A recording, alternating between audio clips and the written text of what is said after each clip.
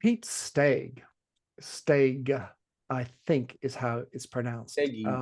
Steege. Oh my gosh, I knew I had it. I knew it was stay, but I forgot the gee. Steege. All right, we're not going to forget that.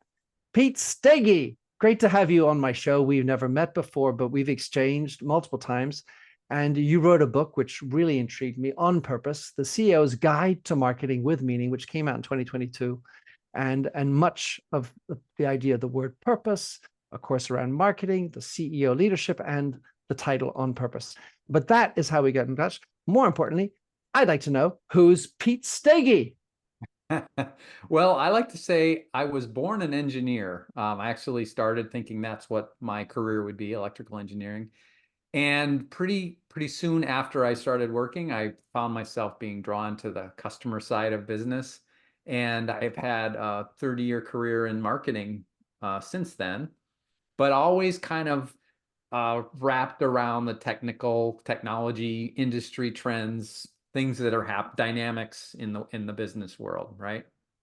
So that's kind of how I got to today. And then 4 years ago, I saw from my experience that there was a lot of commonality with the challenges, the marketing challenges that I was seeing with the leadership and the companies that I was working with. And I decided to create my own business to help CEOs, tech B2B CEOs mostly, figure out how to make marketing work in their business. Because I mean, it's true for all companies, but especially these more technical companies really struggle with the soft side of marketing and making marketing meaningful, right? And that drew me to write the book, and it's really informed my practice in the last 4 years. Super. Well, in looking at your background, I mean, I didn't pick up this engineer element and the way you describe your involvement in marketing.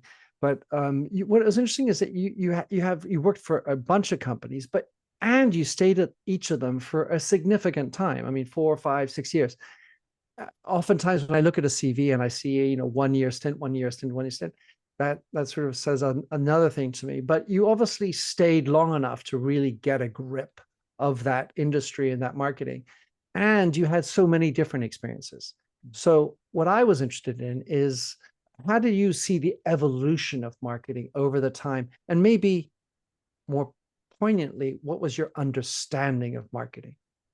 Yeah, it's really interesting insight, and I think it's true. I really did immerse myself in the industries that I worked in, and often those 4 to 6 year stints involved a transformation or an existential change in the business, right? They were changing from tape storage to disk storage, or on-premise software to SaaS software. It was often that was one of the things I saw in common, right? It was this, oh my gosh, we have to reinvent ourselves. And Mm, on the marketing side, one of the takeaways from that experience is so often businesses will focus on communicating their story to their clients, their prospects, their market, when that misses the mark, that falls short, because their prospects, they don't have time or mind share or passion for your story. They want to hear how you can help them with their problem. mm, So it was a real disconnect, often disconnect, where these companies would put so much effort in explaining what they did so well, or why it was important and what it meant, which turns out, by the way, to be a very complicated story. mm. Whereas if you start first with what is it what's the problem you're solving for, and for who?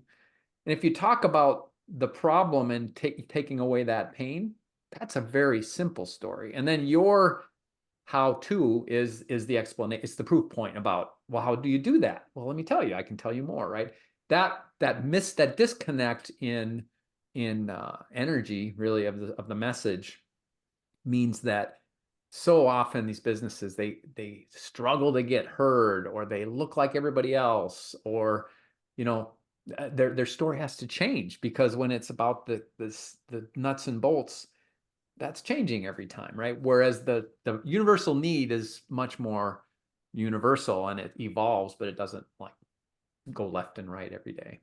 Right. Well, what I recall, one of the things that I got when I moved to the US in learning about what marketing was a de-emphasis of the product spec and focusing on features and benefits for the customer. Yet did I feel that a lot talking about us as opposed to you, the customer.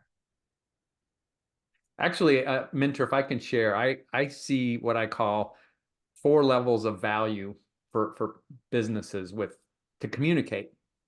And it's a hierarchy.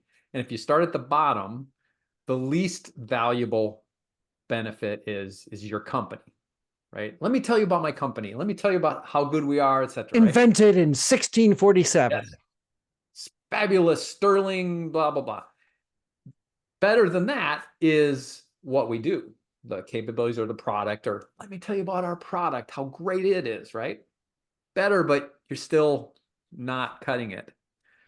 Much better than that is talking about them, right? What is it you need? What are you going to get from me interacting with you?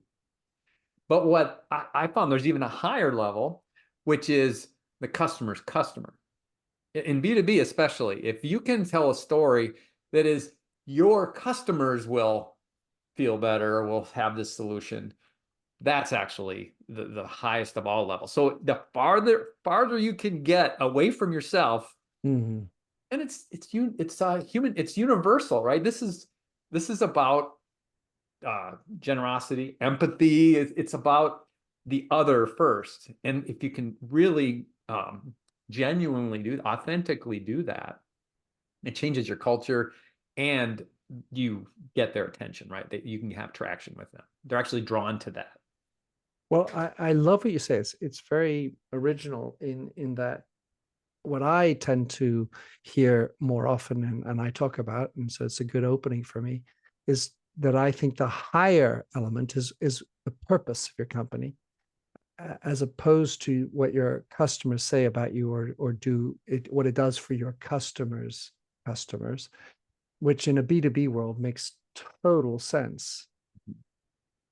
And maybe that's the answer to this question, which is what's the difference between B2C and B2B marketing? Because you talk really, your book is focused on B2B. That's your background. You mentioned it in the book, I know, but let's talk about what is the difference between marketing in a B2B world versus B2C. So I have an opinion on that. There is a core truth that's true across, and it's in the title of my book, and meaning. And so what I like to say is marketing's purpose, B2B, B2C, anything, I believe, is to create and strengthen relationships between you and your customer. And relationships happen because there's a reason for us to spend the effort to connect. If you don't have a reason to interact with a brand, whether it's in a grocery store aisle or $100,000 infrastructure services contract, Mhm. if there's no reason for you as the consumer, then you're not going to take the time to do it. So that's why I think meaning and purpose in all its different iterations is the activating agent to marketing and customer progression, because without that, we think about how many possible options you and I have for the next 4 hours in our day, right? Let alone the next 4 days or 4 months. And businesses on a whole different dimension have all those options for what they do with their time and their attention. And that's why if you just talk about what you are and you don't connect with them on a purpose level, um, you're wasting your time, or you turn up the volume, and that's the last thing we all need, right? Is to Mm. hear more noise in our environment, to be interrupted more often, and all those, which by the way, with AI, it's going to get a lot worse, right? The noise in our lives. Mhm. Well, maybe there's a solution in AI, right, to block out the silly noise. And if you could program your machine to just say, not just get rid of the spam, but Yes. get rid of the spammy calls, get rid of the Yeah. spammy people, get rid of the meaningless people. Which by the way is going to create another impediment for brands and their clients, right? I like to call it the abstraction arms race. Hmm. The more noise there is, the more AI is going to be used to filter it, right? And as you said, to decouple us from it, Hmm. and that makes it even harder. It's creating gatekeepers for us, right? Which Hmm. may be necessary and may be really valuable, but as a marketer, new challenges for sure. So I worked at L'Oreal for 16 years and we're regularly called a consumer company. Obviously, we have brands that sell to consumers, but it's a misnomer to say, other than e-commerce, that it's direct to consumers. Because generally speaking, you go and buy your shampoo at a Walmart or a Target or whatever, or pharmacy eventually. But or that goes for the other cosmetics product. So for me, it was always a B to B to C company, but they like to talk about it, and we like to talk about it as a B to C company, business to consumer, and therefore it kind of leaves out this idea of relationships with your distributors, relationships with your suppliers, your agencies, whatever, and those are very important relationships in order to get shelf space, in order to get a great design, in order to get a cool ad layout, which are part of your B2C mechanisms. But there are those other relationships. And by the way, the relationships with your employees. Yep. So I was wondering what your spin on that would be, because Yeah. I tended to, even though, and I was working actually in the hairdressing industry, so we obviously were working through hairdressers, so B to B to C, because the hairdresser tends to customers. Like everybody has a customer somewhere at the end of the day, but Yes. how many iterations does it take to actually become a B to B versus a B to C?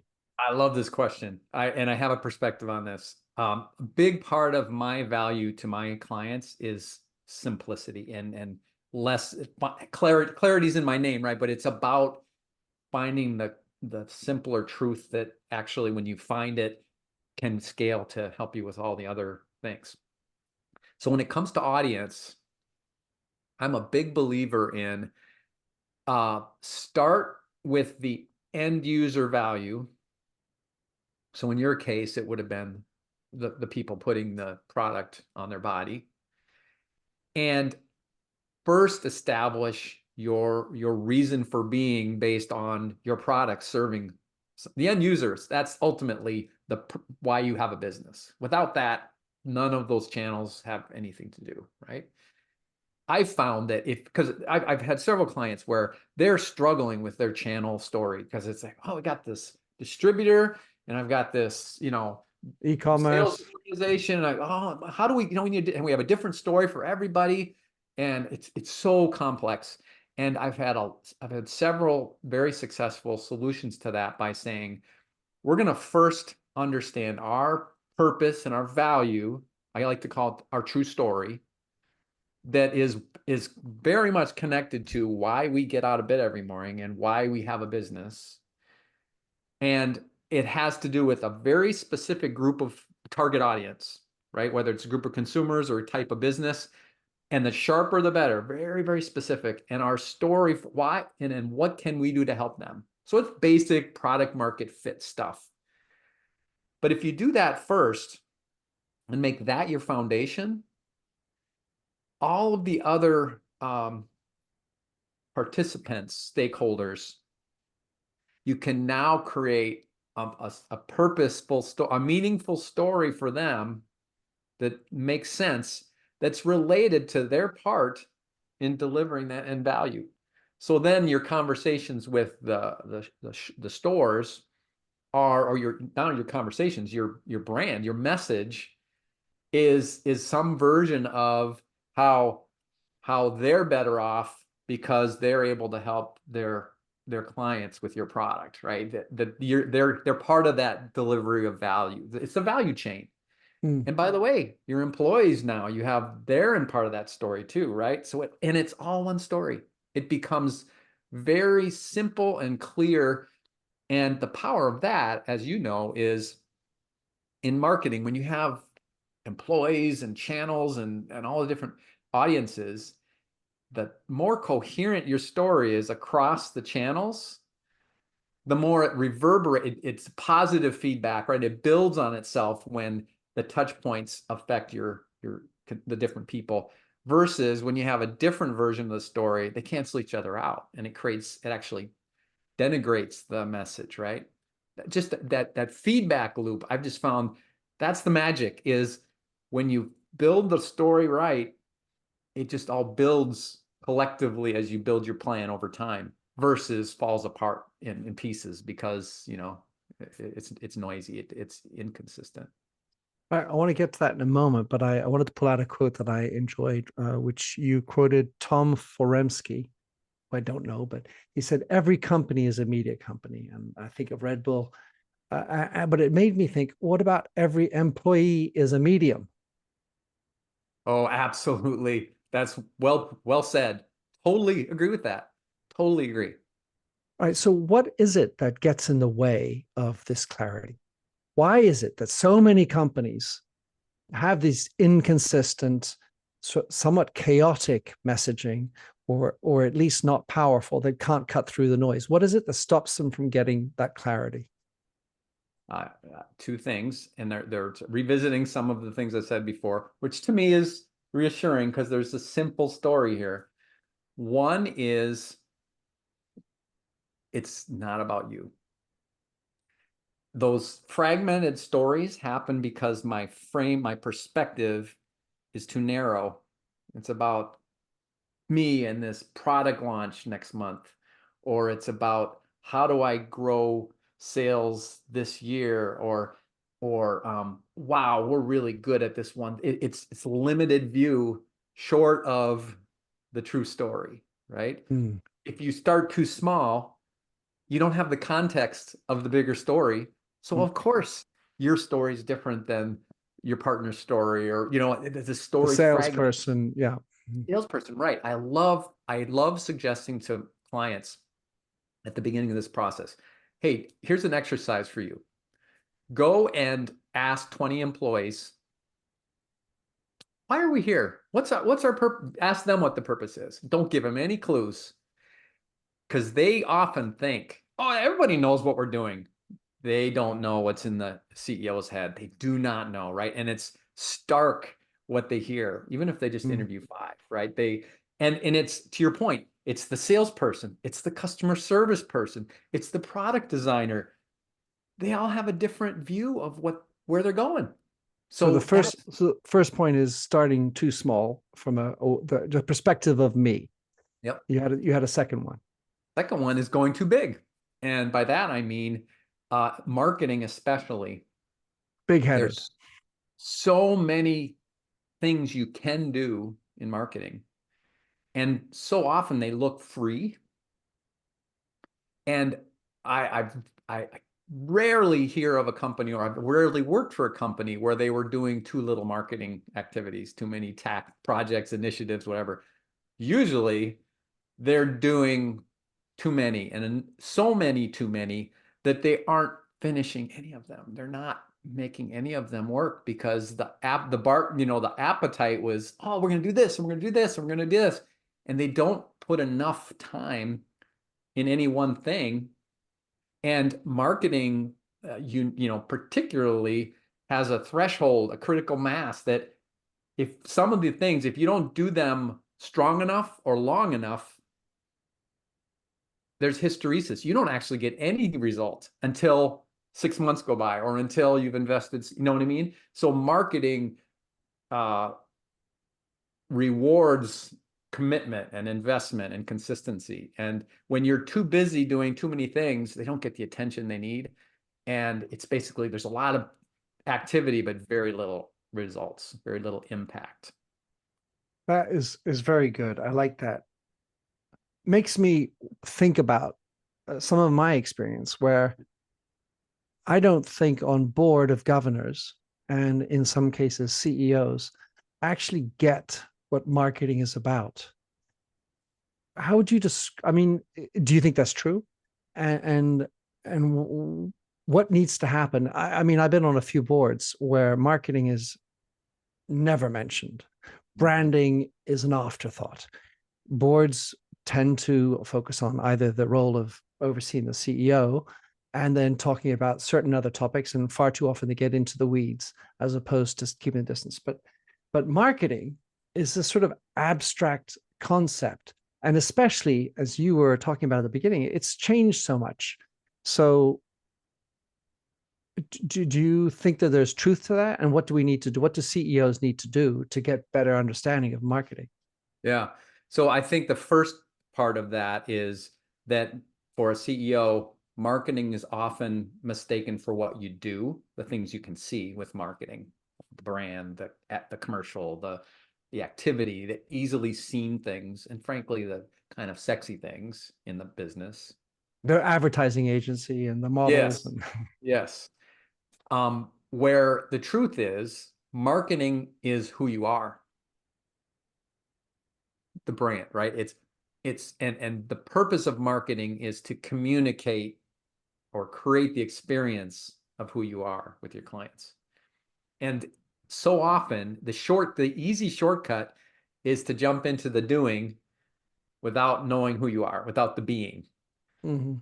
So that's the first issue. And then now to your second question about, so what's going on with the world in marketing? And I think with technology, we've seen it with email, we've seen it with Google ads. Um, the efficiency technology is making the doing more efficient and productive. So the volume knob on the activity is going up, and the world is getting more noisy with the marketing doing.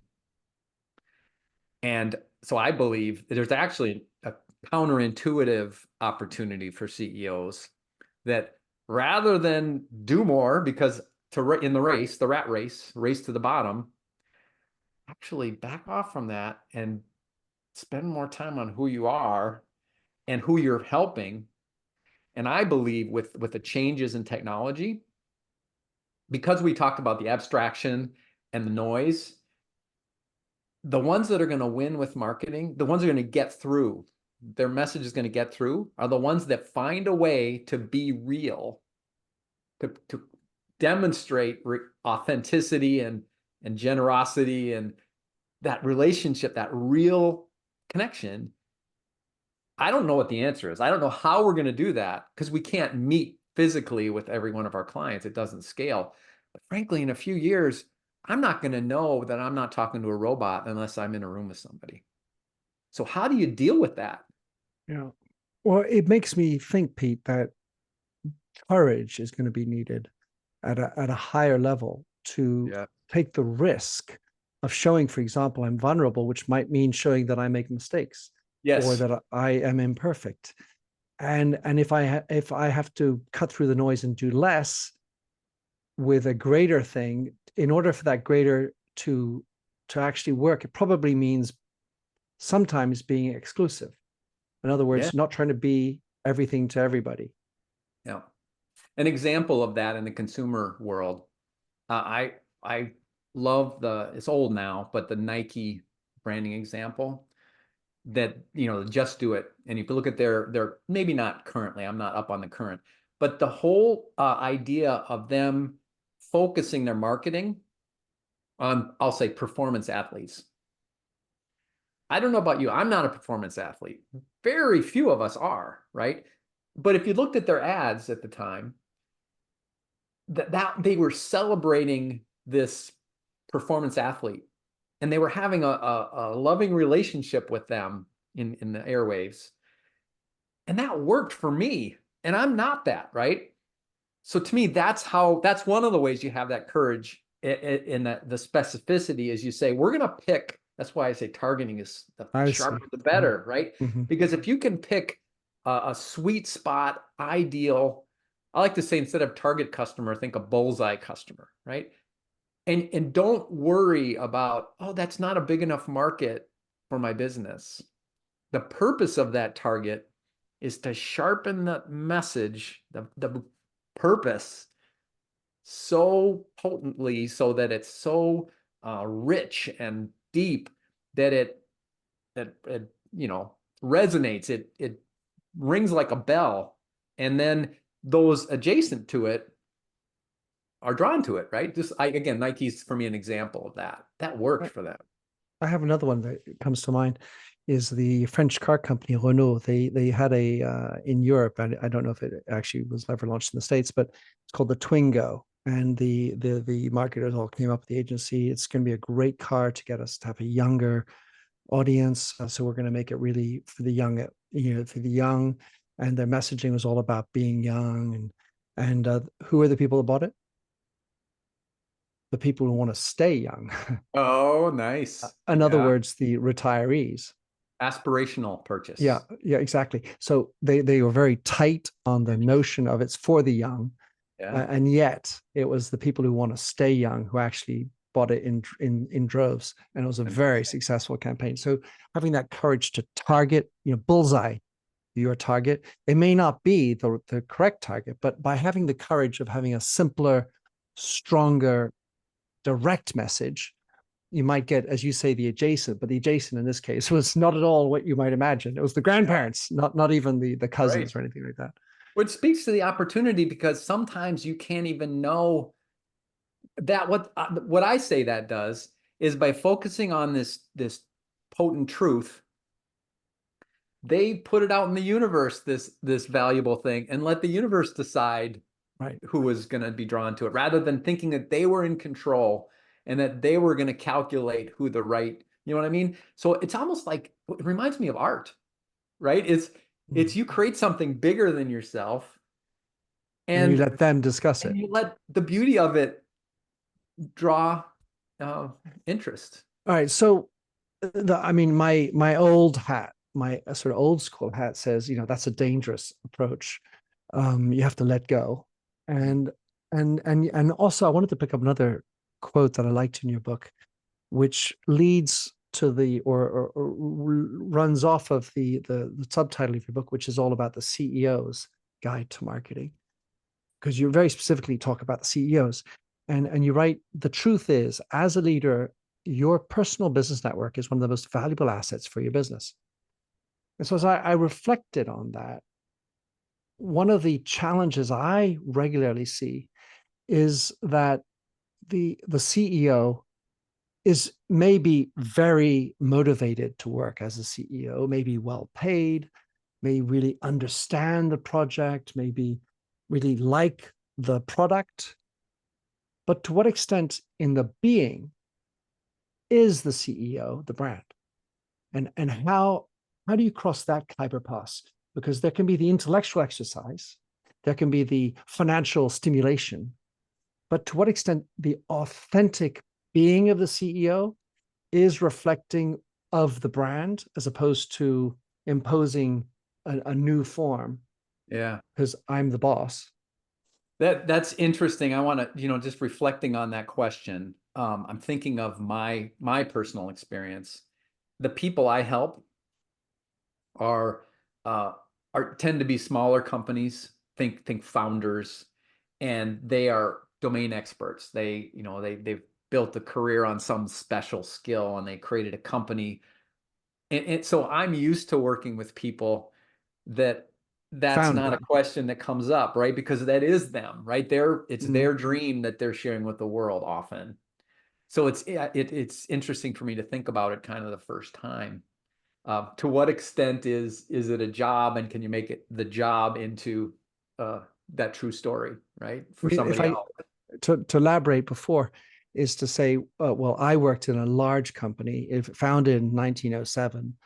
And so the CEO was long after the founder, and very bright individuals incarnating a certain value and a certain culture, but hardly, in my opinion, being the brand, Yeah. other than being financially astute, delivering on results, Steward and of the brand. yeah, sounding smart and doing Yeah. things, but not being the brand. In other words, saying things, but not doing things personally. Yeah. So when you Yeah. talk about the personal business network and you see CEOs who don't have a LinkedIn profile, I Yeah. mean, hello. Right. Right. Uh, I mean, in America, that would be a normal hello. In Europe, it's like, why. Oh, I don't do that sort of stuff. No, Yeah. well, wait, there's a difference between personal and professional. Yeah. I do my work. I'm a great CEO. That's why people pay me the big bucks. I deliver on performance. But this whole thing of being and spirituality and being generous, no, no, no, no, no. We're here to make Yeah. business and make my shareholders profitable. Right. There's not much room for meaning and purpose in that. Personality Bringing almost. yourself, you're not bringing yourself to the job. Yeah. Yeah, I So agree with that's that. where the sort of interrogation came from, because I work more with bigger businesses, Mm. and when I was at L'Oreal, I struggled to see how the founding principle was was carried through. That sort of like the initial problem we're solving.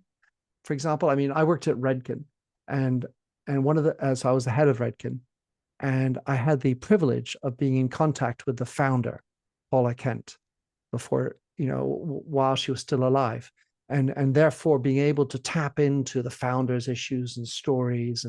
And while I wasn't her, I really spent effort to onboard her way and things.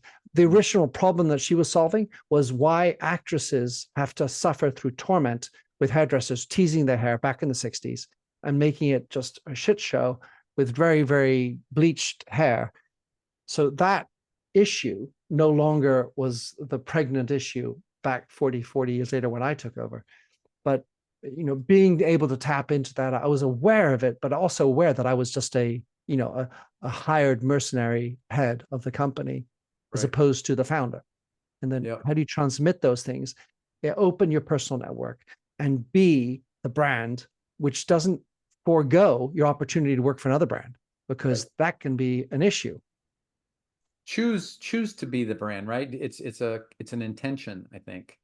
The book Good to Great comes to mind. Jim And Collins. yeah, turning down the ego and focusing on being a servant leader too, right? It's the idea of the brand is maybe not bigger than you. Everybody's important, but it's your job is to serve the brand, right? And that's part of the job is what does that take? What does it mean to serve the brand? And it's not punching the clock, that's for sure, at that level. And it shouldn't be about servicing your ego either. It doesn't work, right? That book is great examples of Lee Iacocca, right? And these big personalities that made a lot of great noise for a while, but it hurt the company in the long run because the company didn't have wasn't supported to be the company's true story was subservient to Lee Iacocca's big story, right? Well, I have some personal stories, but not mentioning the name. But I remember spending a considerable amount of time worrying about the menu for my boss, who didn't like to eat with garlic, didn't want to have this type of wine, had to be at this hour. And my gosh, was he picky. I mean, Uh, he wouldn't get into a white colored car. oh my. All right. Um, wanted to another thing which is in your book, which I really appreciated. You write about this notion of being generous, and then you qualify. This is the biggest shift from the conventional marketing thought process, and one of the three core precepts of marketing with meaning. So you have the others, but I would love for you to just elaborate on this notion of being generous, because it's, if we're in a profit centric, shareholder paying type of business, being generous, being karmic, it doesn't always go easily. Yeah, it's an abstract idea, but the further I get in my career, the more I see that as a central truth to success. It's a paradox. And that's the other thing I found is the closer you get to truth, the more paradox is around. Hmm. And so this one is full of paradox. And it's the idea that business success is tied to selflessness. And so and there's this concept of customer first and customer centricity, which often gets, talked about, but not lived, not fully consuming the business or the culture or the person. And so so for me that difference is I mean, there's no way you can't rationalize it. It's a paradox. It's faith. You have to believe that it's true. Mm. And it's partly maybe that you are the kind of person that says, or that back to that reason for being there, that you want to give something to the universe. Your business wants to give something to the universe.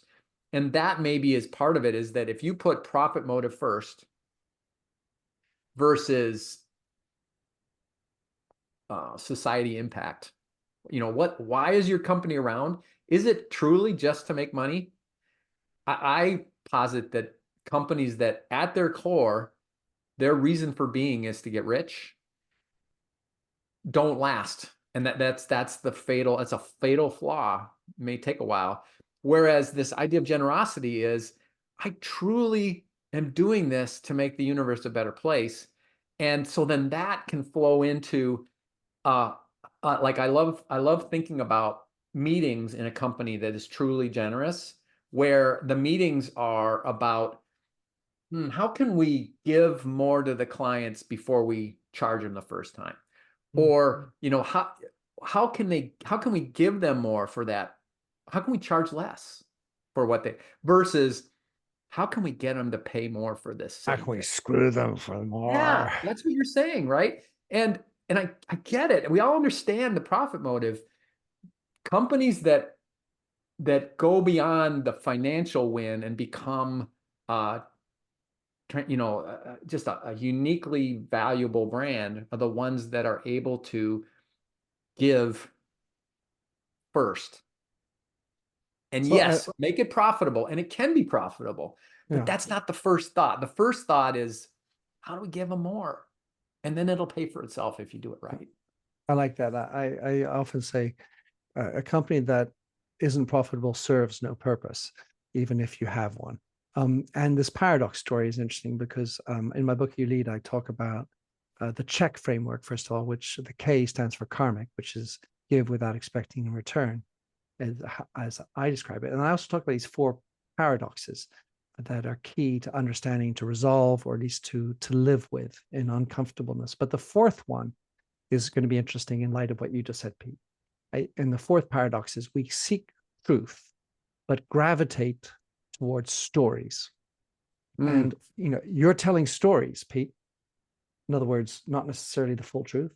yeah. What's interesting is you just said, this truth component. As you get older, you find being closer to truth is interesting. Yet, do we know that stories, sometimes leaving out some elements of truth, are what sell? And so, how do you live with that paradox? So as you say that, I haven't had this conversation with anybody, so thank you for that. What is truth?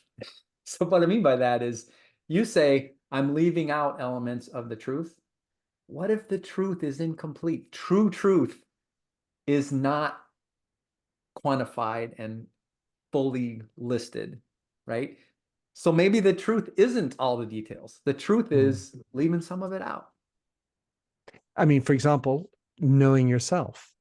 You're never going to 100% know yourself. I had someone on my show who beautifully said, it takes more than a lifetime to know yourself. And Nice. That's so, whatever self we're presenting is never really good. actually, Incomplete. Right. it's incomplete. So then it's the stories we craft.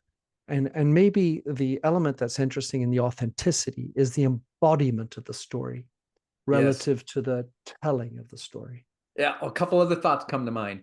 I like to say authenticity is imperfect by definition. So back to your Mm, part about bravery.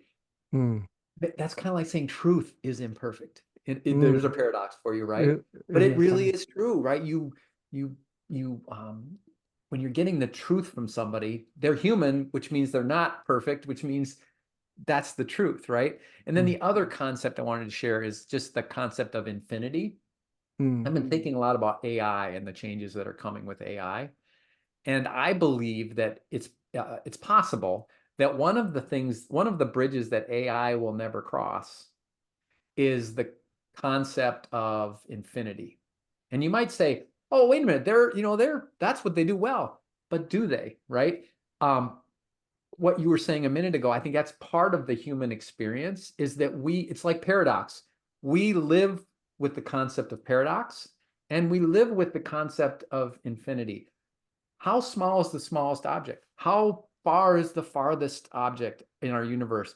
There's all those measures of our perceptions of our world that you and I are comfortable with the fact that we can't count them all. I wonder if AI, as interesting as it's going to be, how real it's going to feel, if it's going to miss the ability to be imperfect, and to not to under it's not going to understand the idea that there's always more, right? Infinity. Very abstract, but it's been running around in my mind that these ideas of what does it mean to be human versus a machine, it's not intellect, it's this other thing. I love it. There are two thoughts that I'm gonna riff on. The first is that there's someone who said something along the lines, if you can't measure it, doesn't matter. And that is a sort of an engineer's approach to things. Because I think one of the paradoxes, number three, is the ability to live with chaos, just all the while seeking order, which is the sort of the need to measure.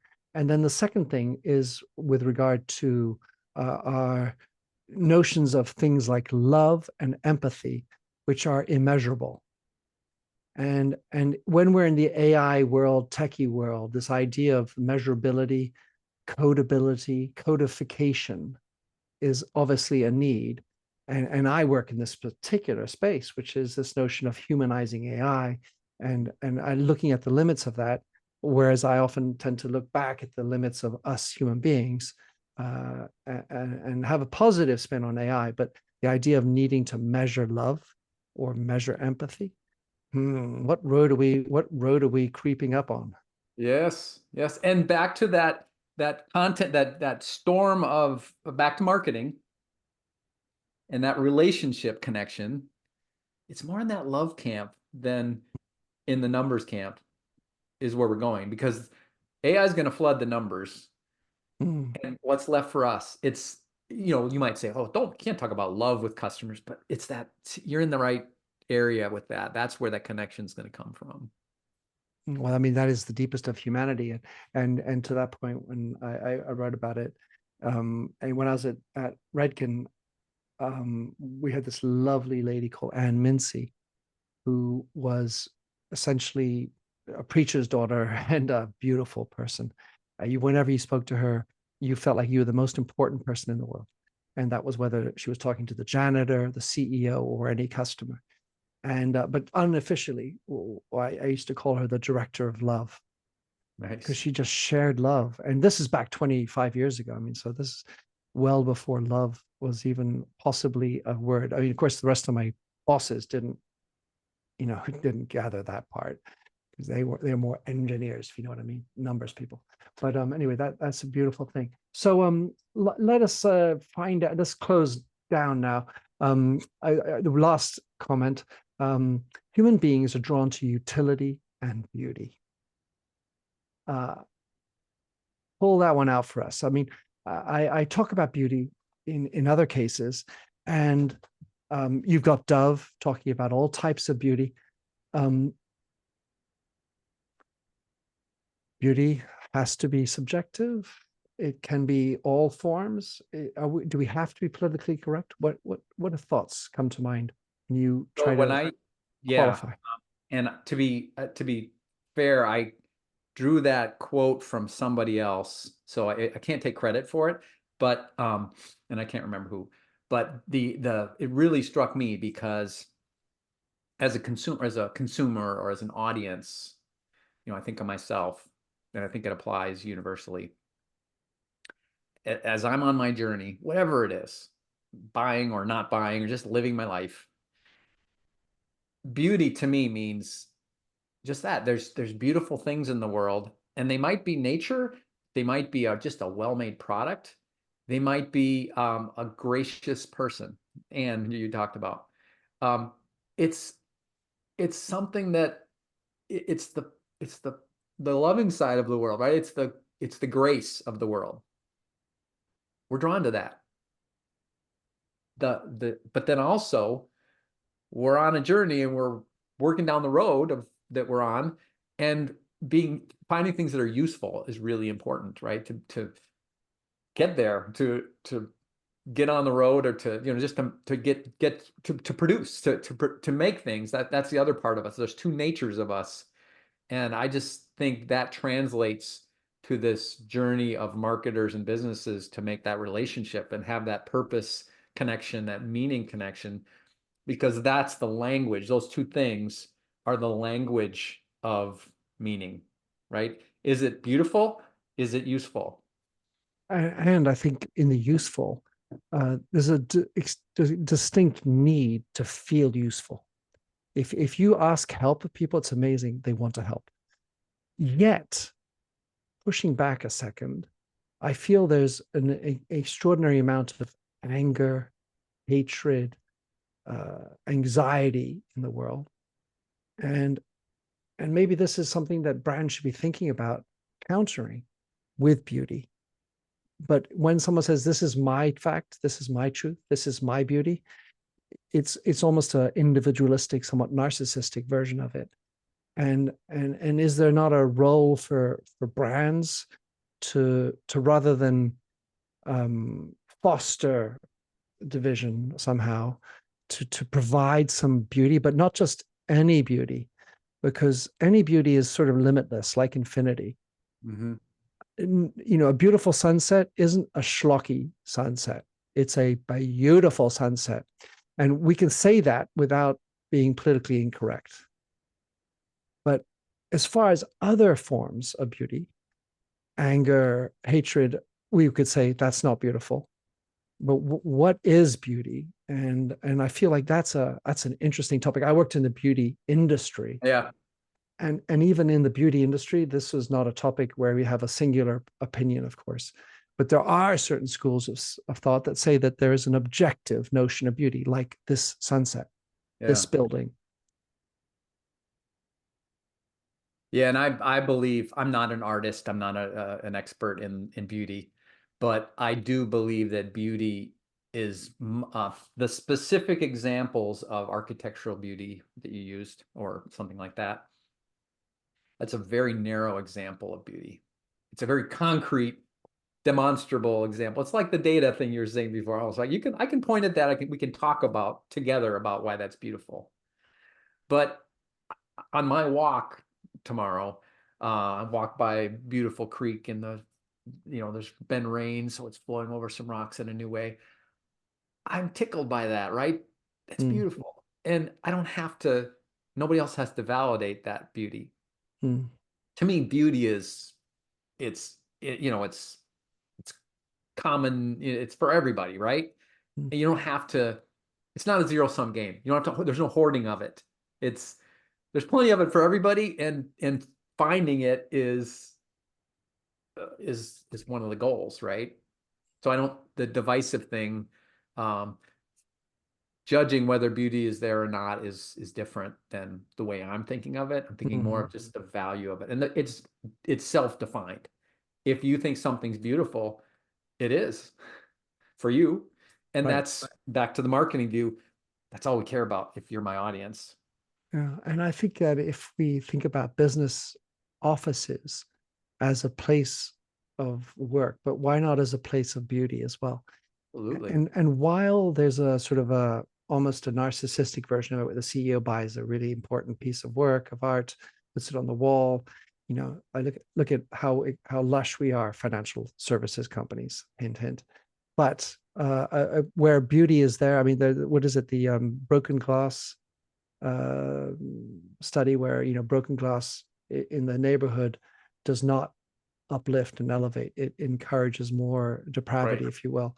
Yes. So having beauty in the workplace is a way to help your employees be drawn to your company. And so using beauty is a beautiful thing. Anyway, it's a fun little topic. I thought we just riff off of it. Fun. Pete, it's been great chatting with you. How can someone get more in touch with you, hire you, read your book? What are the best ways to get in touch with you? Yes, you can find my book on Amazon. It's easy to find, either with my name, which is unique enough, or by the title. Steege.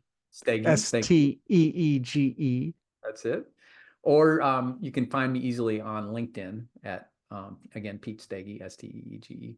And I have a website at b2b-clarity.com with, I like to do videos, short videos on these topics. And there's well over 100 there on my blog and on YouTube. And I would love to chat. And on my website, you can, or on LinkedIn, you can easily reach out to me. And I'd love to talk about marketing and your business. Well, I've certainly appreciated a few of your videos. They give great value. You have a good energy, Pete. And I encourage anybody who's listening still to go and check out your site and the content you do and get in touch with you. Pete, thanks so much for being on my show. Minter, it's been a pleasure. Thank you.